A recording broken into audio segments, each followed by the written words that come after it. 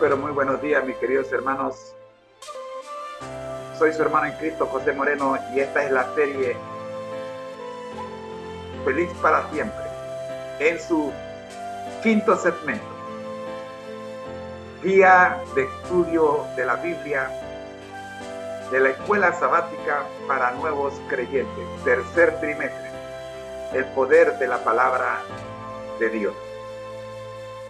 Oremos. Nuestro Dios que estás en el cielo, gracias Señor. Le damos por permitirnos llegar a este estudio. Oramos, buen Dios, pidiendo su dirección. Y que su Espíritu Santo sea el que hable y no nosotros. Por Jesús. Amén.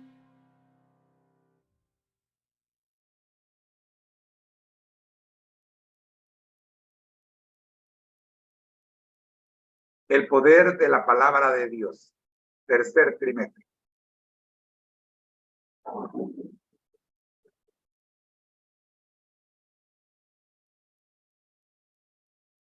Qué bueno es saber que hemos llegado al tercer trimestre y que ustedes están con nosotros.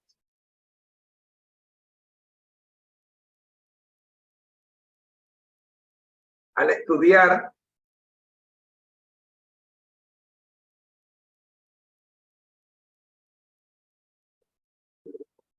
de que estaba conectado. Al estudiar este material,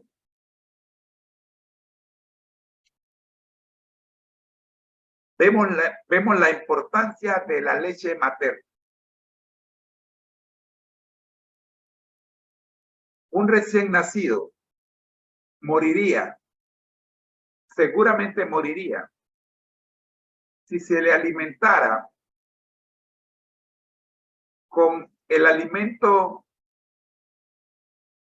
que come la madre o el padre. Por ello, Dios en su infinita sabiduría le proveyó a la madre un mecanismo que permite que del alimento que ella consume, una porción de ese alimento se convierta en leche materna. Y es esa leche materna la que la madre le proporciona al recién nacido. Hoy vamos a hablar de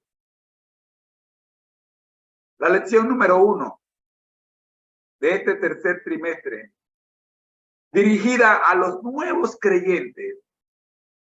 Llevó por título Siguiendo a un líder invisible. En esta primera lección que estudiamos ya hace 3 semanas, usted puede ver el desglose de esta primera lección en los videos que están aquí en este mismo canal. Acá teníamos 3 preguntas en la lección número 1. ¿No sería más fácil creer en Jesús y seguirlo si Él estuviera en la tierra en forma visible? Pregunta número 2. ¿Cómo podemos saber que un Jesús invisible es un personaje real? Y pregunta número 3. ¿Qué provisión hizo Jesús para aquellos que creerían en él sin poder verlo? El texto para responder esta y otras preguntas que se nos recomendó memorizar fue Primera de Pedro 1, 8 y 9. Que dice: vosotros que lo amáis sin haberlo visto, creyendo en él, aunque ahora no lo veáis, os alegráis con gozo inefable y glorioso, obteniendo el fin de vuestra fe, que es la salvación de vuestras almas. El concepto clave de esta primera semana fue ver para creer. En la palabra de Dios encontramos pruebas irrefutables que nos garantizan que, a pesar de que Jesús resulta ahora invisible a los ojos humanos, aunque sea a tientas, lo podemos encontrar, pues Él no está lejos de nosotros. Hechos 17, 27.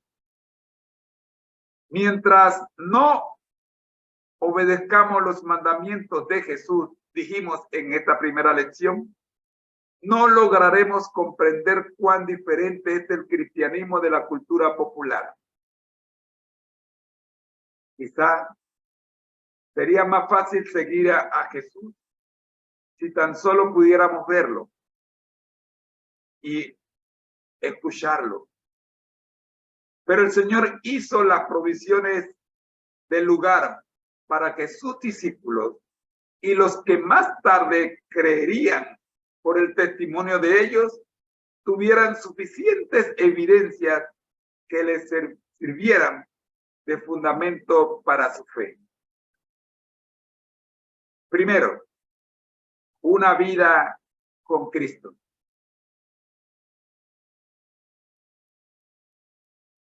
El turismo es una de las principales fuentes de ingreso en Israel. Millares y millares recorren los lugares por donde Jesús anduvo, porque les parece que al hacer esto, la presencia del Salvador se torna más real. La pregunta es, ¿lo consiguen? ¿Crees que un viaje a Israel podría hacer que te acerques más a Jesús? Durante 3 años y medio, 12 discípulos acompañaron a Jesús y fueron testigos de todo lo que él hacía y decía. ¿Cómo podría resumirse la obra de Jesús? Mateo 9:35 nos presenta el resumen de la obra de Jesús. ¿Qué había en las enseñanzas de Jesús que fortalecía la fe de quienes lo escuchaban? Mateo 7:28 y 29. Jesús se distinguía de los demás maestros de aquel entonces en que su enseñanza fue fundada en el ejemplo. Mientras que los rabinos basaban sus argumentos en tradiciones que habían recibido de otros rabinos, las enseñanzas de Jesús se basaban en la autoridad que le otorgaba una vida de armonía con los principios divinos. Algunas personas dicen que su fe sería mayor si Jesucristo estuviera entre nosotros. No podemos negar que si Jesús viviera hoy en la tierra, podríamos pedirle que nos aclarara aquello que no entendemos, como lo hicieron sus discípulos. Revisa Mateo 13, 36, 17, 19 y Juan 9, 2. Sin embargo, el de Tomás es uno de los casos más evidentes que nos demuestra que esa idea no es correcta. Estando junto a Jesús, Tomás dudó de la veracidad de la resurrección de Jesús. Lee Juan 20, 26 al 29. ¿Qué podemos aprender de la experiencia de Tomás? Si bien es cierto que la duda casi hace naufragar a Tomás, no menos cierto es que cuando él reconoció a Jesús como su Señor y Dios, sus vacilaciones fueron derrotadas y llegó a entender que hay mayor dicha cuando creemos sin haber tenido evidencias visibles. Después de todo, no hemos de olvidar que la fe es la convicción de lo que no se ve. Hebreos 11, versículo 1. Así, dejamos claro en la lección número 1 que es mejor creer sin ver que ver para creer. Tenemos que vivir con Cristo sin verlo. Uno de los que aprendió a vivir sin verlo fue su propio primo, Juan el Bautista. Juan había declarado que Jesús era el Mesías esperado.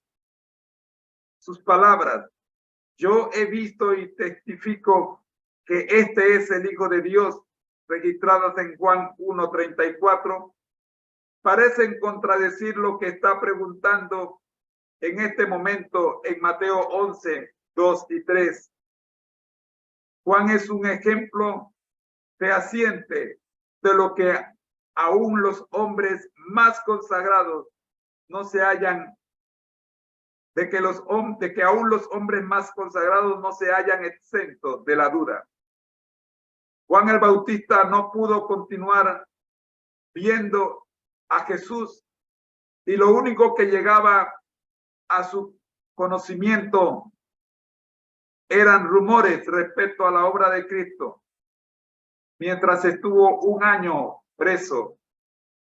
Por lo que una pregunta como la que aparece registrada en Mateo 11, 2 al 3, comenzó a inquietarlo. ¿Eres tú el Cristo o tendremos que esperar a otro? Al estar encerrado en la cárcel durante más de un año, Juan, según Jesús, el mayor de los profetas, tuvo dudas en cuanto a la obra mesiánica de Cristo, porque no había visto por sí mismo lo que el Señor había estado haciendo. Había pasado un año. Recordemos que la visión judía del Mesías era la restauración física del reino, y de ninguna manera Jesús encajaba. Luego de un año, todavía el mal prevalecía y el santuario no parecía ser santificado. A pesar de que la pregunta de Juan era bastante sencilla, sin embargo, Jesús no la contestó en forma directa.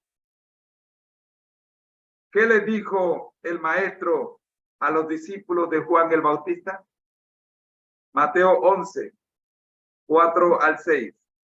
La respuesta de Jesús fue una referencia concreta al cumplimiento de la profecía de Isaías 35, 4 al 6 y 61, 1 al 2. Juan no vio, pero creyó lo que la palabra había anunciado. lo que Jesús hizo fue recordarle a Juan el Bautista a través de sus discípulos lo que de él decía en las Escrituras. El hecho de que no vemos a Jesús a nuestro lado puede suscitar en nosotros una pregunta, una profunda crisis de incertidumbre. Ahora bien, en la palabra de Dios encontramos pruebas irrefutables que nos garantizan que ese Jesús que se ha tornado invisible a los ojos humanos, aún sea a tienta, lo podemos encontrar, pues él no está lejos de nosotros. Hechos 17, 27. En este recorrido de la lección número 1, encontramos que el Señor preparó a la segunda generación, enviándoles el Consolador, quien en el Pentecostés tomó posesión de los primeros para que así pudieran preparar a los segundos. No somos y no estamos huérfanos. El Espíritu de Dios está con nosotros. Esta lección concluye diciendo: los discípulos de Jesús terrenal son los únicos que tuvieron que hacer una transición de un Jesús presente y visible a uno invisible, cuya presencia se hacía real por medio del Espíritu Santo. Las siguientes generaciones de cristianos no hemos conocido más que a un Jesús invisible. Sin embargo, para sorpresa nuestra, Jesús mismo dijo que su ausencia traería una bendición mayor para sus discípulos de nuestro tiempo. En la lección número 2, cuyo título es ¿Cómo experimentar el poder de la palabra de Dios?, se encuentra el corazón del trimestre. 3 preguntas resaltaron en aquella ocasión, o sea, la semana pasada. ¿En qué consiste el poder del cristianismo? ¿Qué beneficios puedo obtener yo del conocimiento de las Escrituras? ¿No se acabarían nuestras dudas si Dios hiciera algún milagro aquí y ahora? Son muchos los que creen, basando su creencia en supuestos milagros que han visto en diferentes reuniones eclesiásticas, en algunas denominaciones que tienen como fundamento el ver para creer. En el libro de Juan 6, versículo 63 dice: el Espíritu es el que da vida. La carne para nada aprovecha. Las palabras que yo os he hablado son espíritu y son vida. El concepto clave de esta segunda lección es poder de la palabra de Dios. Estudiar las Escrituras, o las Sagradas Escrituras, mejor dicho, con humildad y bajo la dirección del Espíritu Santo. Repito, con humildad y bajo la dirección del Espíritu Santo. Amigo, acostúmbrate a pedirle al Espíritu Santo que te conduzca cada vez que vayas a estudiar las Escrituras. Recuerda que Satanás conoce las Escrituras muy bien y sabe cómo usarlas para su beneficio. Por lo tanto, asegúrate, repito, ora a Dios a la hora de abrir su palabra, para que su Espíritu te haga entender con claridad lo que él mismo escribió, y no seas tomado por vientos de doctrinas que soplan en derredor tuyo, inclusive cuando abres la palabra de Dios.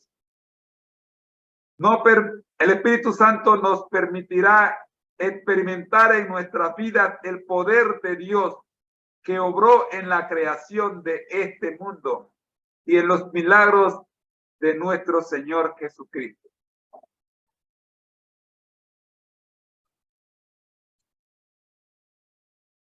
En esta segunda lección dijimos, la Biblia ha sido traducida a más idiomas que cualquier otro libro, completa. Ha sido traducida a 450 idiomas y de forma parcial a más de 2.500. Sin embargo, quizás esta sea la época cuando el ciudadano promedio menos conoce de la palabra de Dios. ¿Por qué? La respuesta es simple.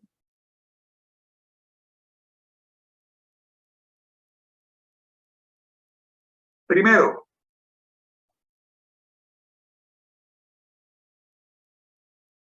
no conocen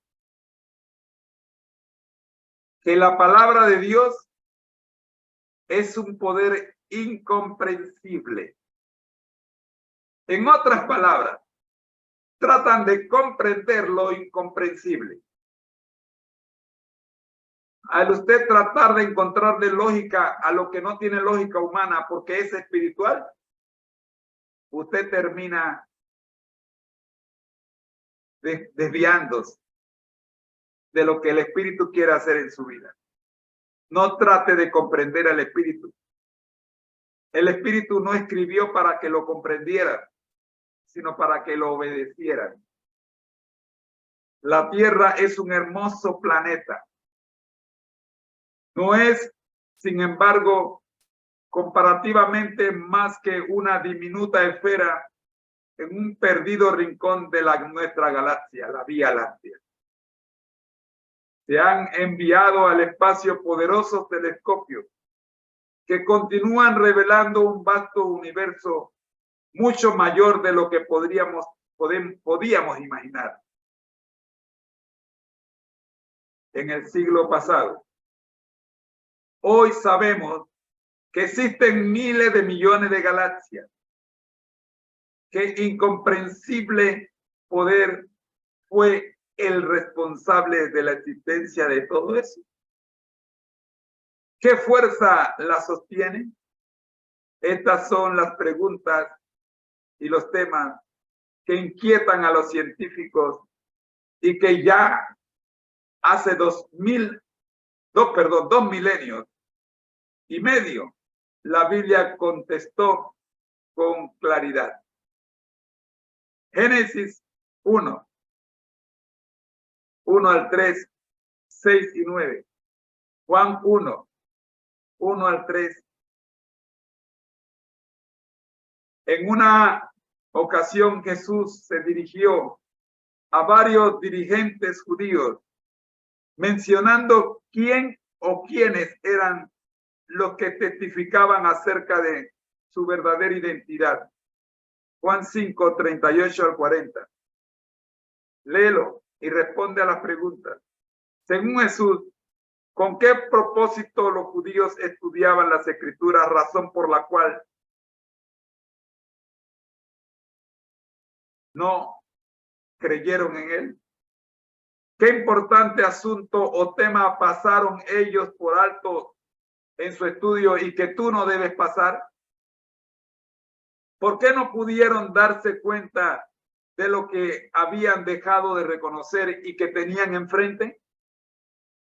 Entre los judíos había un dicho atribuido a Geliel, el célebre rabino, que decía: quien ha atesorado para sí las palabras de la Torá, ha adquirido para sí la vida del mundo venidero.